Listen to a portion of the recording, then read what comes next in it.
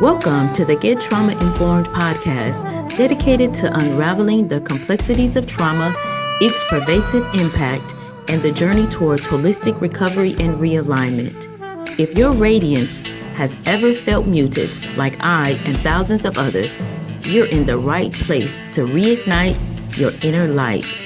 I'm your host, Wellness Coach Liz Blanding, and this is the Get Trauma Informed podcast.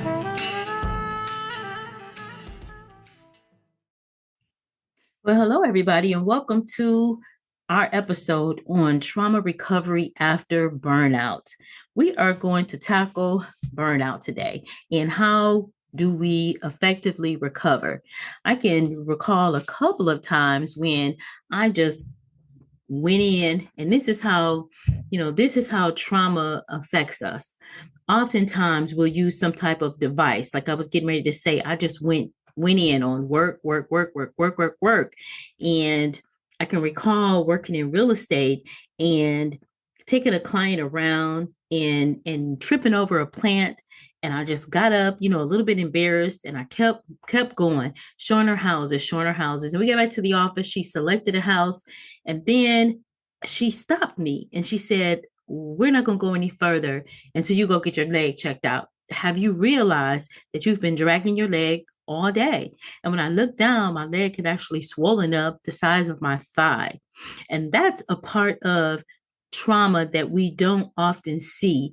That's the part of trying to use some type of self-coping or it's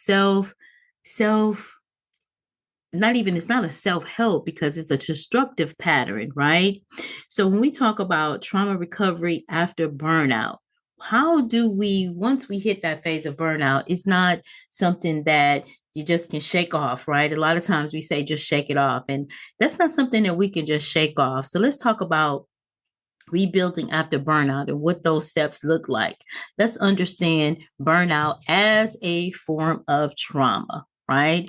Oftentimes we don't recognize, or we're not aware of how trauma has really affected or impacted our lives, and even impacted the decision for me to continue to drag my leg through showing after showing, right? I actually was told by one of my doctors that I had just forgotten how to feel. Like I really turned off my mechanism of feeling. And so in that, I had to learn how to, and this is one of the techniques, I had to learn how to sit still with my body and feel from my feet all the way back up to my head, recalling every part of my body. And that was an exercise that I went through, in therapy. So when we're talking about coaching and we're talking about therapy, which we'll get to that in one of the later bullet points about, what is it that we do in the trauma recovery, or in this case, recovery from burnout.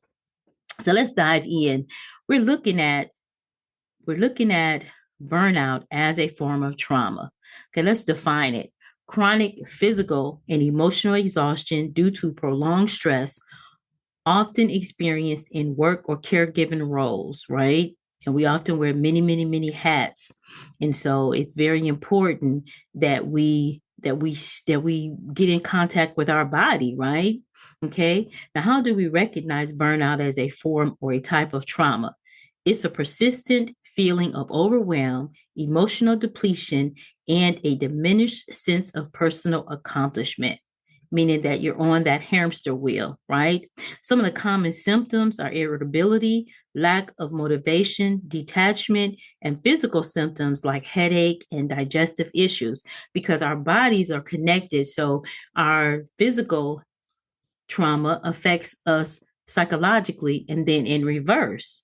So oftentimes you may have like a persistent stomach ache, or there's an issue, and your primary care physician can't find anything wrong. It bears a reason to find out, are we suffering from burnout or trauma in burnout, right? Some of the emotional tools of burnout can manifest as anxiety, depression, and a feeling of helplessness. Okay. There is an impact on our self-worth as well. We're feeling like we're a failure, or we're not good enough due to prolonged periods of stress or reduced productivity. Now, this is something because it's sort of like counterproductive, right? It's like you're working and working and working, but you're not getting anything done. You're on that hamster wheel, right? You're on the hamster wheel. Okay. And we are now going into the tolls on relationships because this emotional burnout or this trauma in burnout, it also can take a toll on relationships. Okay. Because sometimes or oftentimes we withdraw from social connections or we have conflicts with loved ones due to emotional exhaustion. We're just tired, right? And a lot of people are pushing themselves, especially, in this day and time, we're pushing ourselves and it's like we are burning a candle at both ends and in the middle, right? We're not giving ourselves any time to stop and rest. And that's why self-care is so important. Let's recognize some early warning signs of burnout, because if you can become aware of it early, then you can put some self-care into place, and then now you're able to not go straight to total burnout. Total burnout, you can't even get up. You're on the couch and that's it. It's a wrap. So let's recognize some of the early warning signs of burnout. Chronic fatigue. Now, what does that feel like? A feeling of drained even after resting. So you can get a good night's rest and still wake up and you're feeling drained or exhausted. Okay. And here's another sign: negative attitude towards work or personal responsibilities, right? Decreased performance. You struggle to meet deadlines or fulfill daily tasks. That's another early warning sign. What does emotional and physical recovery from burnout look like? What does it look like? Now we're on the other side of it. What does it look like? Rest and recovery, prioritizing rest and allowing your mind and your body to recover from the prolonged stress, right? Now, here we are. We talk about therapy, counseling, coaching, okay, seeking trauma-informed therapists to address the root cause of the burnout and build coping mechanisms. So we are talking about coaches and we're talking about programs or support groups like the Pathway to Trauma Recovery book study and support group. That's a great way for you to get involved and to get engaged. Okay. Mindful practices. I love meditation. I love breath work. I love journaling. And this all helps you to reconnect with your emotions and release pent up stress, because that's the ticket. You want to remove or release that pent up stress. Okay. We'll talk a little bit more about one of the things that I love is I love to work out in the mornings. That really helps me to get my day going, and it helps me to relieve a lot of the stress, and it helps me to focus myself in on the tasks that I need to get done for the day. And it also it stretches my body. So I do a stretch yoga in the morning. It's a deep stretching and it's a breathing and it's a mindfulness, right? And it brings me back into my own body, if you will. Okay. What practical tips for recovering from burnout? What are some of those practical tips? Hey, y'all, setting boundaries is key. It is absolutely huge. Learning to say no to reduce your overwhelm and potential mental health. You want to protect that mental health, right? You don't want overwhelm to steal the potential of great mental health, right? Self-compassion, acknowledging that recovery takes time and avoiding self-criticism, because oftentimes that negative self-talk will pull you down and it will throw you into burnout because you're never good enough. You don't feel like you're ever good enough, but you are, right? And you are. Rediscovering joy, re-engaging with hobbies and activities that bring you fulfillment and give you balance. Oftentimes, especially if you are workaholic, and I'm a self-proclaimed workaholic, so if you're in that realm, oftentimes you won't give yourself that balance, right? And so you absolutely need to give yourself that balance. Now, what does regrounding yourself after burnout? What does that look like? Physical regrounding is engaging in physical activities like I talked about, like the yoga, walking, or grounding exercises to reconnect with your body. And that is so important.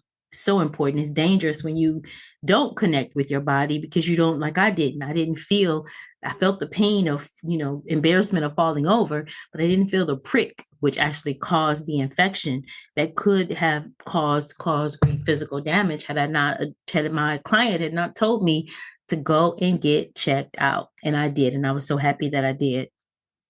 So, spiritual regrounding, reconnecting with your purpose through faith, nature, and personal rituals. Whatever those are, you want to reconnect to your faith, and you want to make sure that this is a daily practice. Rebuilding social connections, learn or lean on support from your family, your friends, recovery groups to regain your emotional balance. So you want to lean on that support. Okay. How do we develop resilience to prevent future burnout? And that's also one of the wonderful things about a group like the Pathway to Trauma Recovery book study and support group, because you have ongoing community or an ongoing community, a building community that can help you to move forward in your recovery and your resilience building. So your self-care routines, that means incorporating daily. Yes, we have to take care of ourselves daily habits that nourish your mental, emotional, and physical well-being is very important. We all have the same 24 hours, and it's up to us to decide to put ourselves first. Time management, prioritizing tasks, taking breaks, and managing workload to avoid overwhelm or the feeling of overwhelm. And I say time management, but also priority management, right? What comes first? And then everything else goes over to the next day, right? You make your list and you make sure that you are staying within the time. I often run into overwhelm because I put so much on my plate and there is no way in the world I could get all that done. And you make sure that it's a good practice, I should say, to make sure that when you are prioritizing your task or doing your time management, that you make time for drive time or take time out for your breaks, or even a 5-minute vacation in your mind. Close your eyes and hold your head back or down or forward or the pillow, whatever you have to do to give yourself a break, right? Your long-term vision, setting realistic goals and aligning them with your values to sustain your motivation without burning yourself out. That's very, very important. Now let's talk about the importance of self-awareness in burnout recovery. Checking in regularly, self-assessments of emotional and physical health to catch early signs of stress. That's why journaling is a key component to recovery. You want to make sure that you are utilizing your self-care techniques, and journaling is huge. You can see where you start, where you're going, and where you came from, right? Right. Okay, you can evaluate those. Where am I right now? Where am I going? And what is my long-term goal? And it shows you if you're making that progress, right? Okay, adjusting expectations. That's a huge one for me. Shifting mindset to focus on progress, not perfection. Let me say that again. Progress, not perfection. Let's sit with that for a second. Progress, not perfection. And in trauma, we often give ourselves that task, whether it's known or unknown, to be perfect. And that's not a healthy mindset. Practicing gratitude. This is one of my favorites. Using gratitude to reframe challenges and focus on positive outcomes. I think that is so important that we focus on the positive outcomes, and definitely giving gratitude.